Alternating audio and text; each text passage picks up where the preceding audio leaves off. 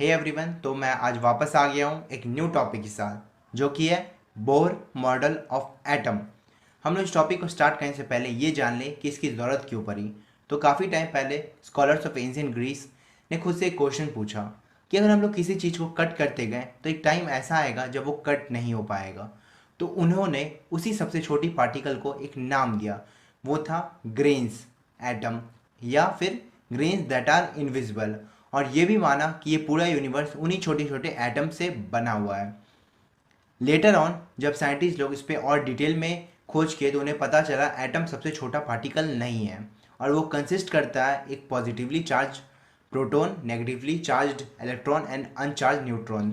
पर इसके बाद भी एटम एक्चुअली में दिखता कैसा होगा, इसको लेकर 20th सेंचुरी के स्टार्टिंग ईयर में रहने वाले साइंटिस्ट को ये बात परेशान कर रही थी।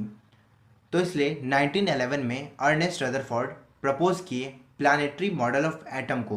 और इस मॉडल के अकॉर्डिंग सेंटर में एक पॉजिटिवली चार्ज्ड न्यूक्लियस होगा और उसके चारों तरफ ऑर्बिट में इलेक्ट्रॉन होगा, जैसे कि सन के अराउंड प्लैनेट्स है। पर इस मॉडल के दो सबसे बड़े फ्लॉ थे। फर्स्ट कि अगर एटम ये मॉडल का होता तो इलेक्ट्रॉन्स ऑर्बिट के अराउंड घूमते घूमते एक टाइम ऐसा आता कि वो न्यूक्लियस में जा गिरते। और सेकेंड था कि वो एटॉमिक स्पेक्ट्रम में कंटिन्यूस की जगह डिस्क्रीट स्पेक्ट्रम आने का रीज़न भी नहीं बता पाए थे।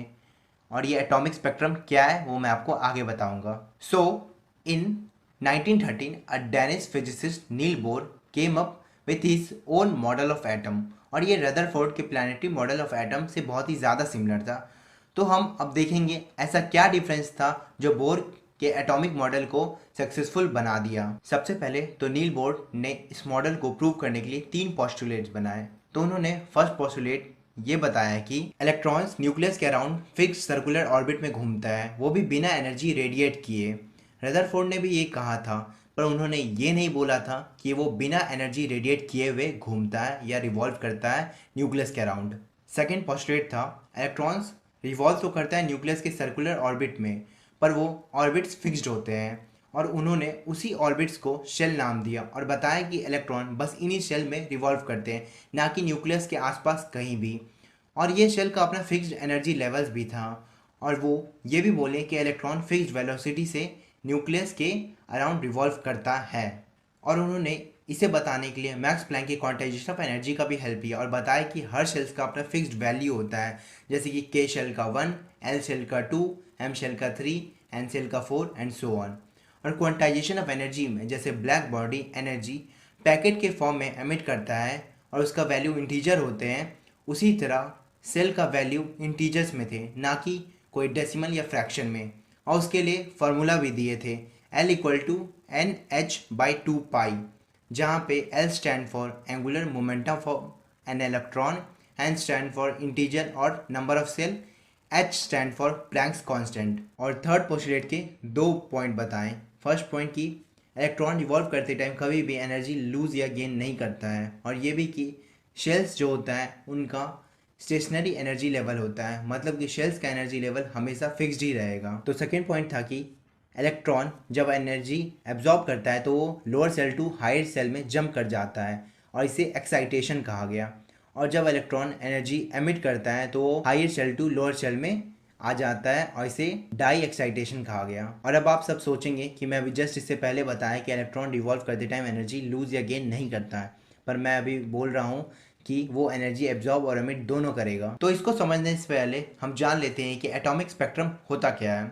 तो एक्चुअली में ये एक एक्सपेरिमेंट होता है जिसमें हम वाइट लाइट को पास कराते हैं हाइड्रोजन गैस के एटम से, और उसके बाद सामने में देखते हैं कि वो कितना कलर या कौन सा कलर का वेवलेंथ स्प्लिट कर रहा है। तो जब ये एक्सपेरिमेंट किया गया तो देखा गया कि वाइट लाइट जब स्पेक्ट्रम से पास हो रहा है तो वो कुछ ऐसा दिख रहा था, मतलब डिस्क्रीट वे में दिख रहा था, ना कि कंटिन्यूस वे में। उसमें सारा कलर नहीं दिख रहा था, बस कुछ ही कलर्स दिख रहा था। तो ऐसा क्यों हुआ, इसी बात को एक्सप्लेन करने में रदरफोर्ड फेल हो गए थे।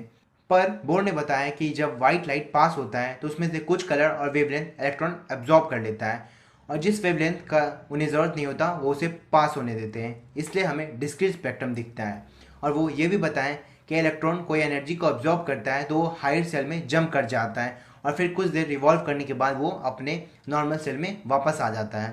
तो सबने पूछा तो सारा वेवलेंथ का रेडिएशन वो क्यों एब्जॉर्ब नहीं करता है। तो उन्होंने बताया कि अगर वो सारा वेवलेंथ अब्जॉर्ब कर लेगा तो उसका एनर्जी लेवल बहुत ज़्यादा बढ़ जाएगा और वो अपने मैक्स या लास्ट शेल के भी बाहर चला जाएगा। तो समझ आ गया होगा आप लोगों को कि इलेक्ट्रॉन्स रिवॉल्व करते टाइम शेल चेंज नहीं करता, पर जब उसको एनर्जी मिलती है तो वो नेक्स्ट शेल में जंप कर सकता है। वैसे बोर मॉडल भी परफेक्ट नहीं था, इसलिए बाद में क्वांटम मैकेनिकल मॉडल आया जो अभी तक का सबसे एक्यूरेट मॉडल है। पर फिर भी क्लासिकल फिजिक्स और क्वांटम मैकेनिक्स के बीच में ये मॉडल काफ़ी यूज़फुल है। आई होप आप सभी को ये सब समझ आ गया होगा। आने वाले वीडियोज़ में हम लोग वेव पार्टिकल ड्यूअलिटी पढ़ेंगे, वेव फंक्शन पढ़ेंगे, अनसर्टेनिटी प्रिंसिपल पढ़ेंगे और भी बहुत कुछ, और इनमें क्वांटम को पूरा ख़त्म करेंगे। तो चलिए नेक्स्ट वीडियो में मिलते हैं। Bye and thanks for watching.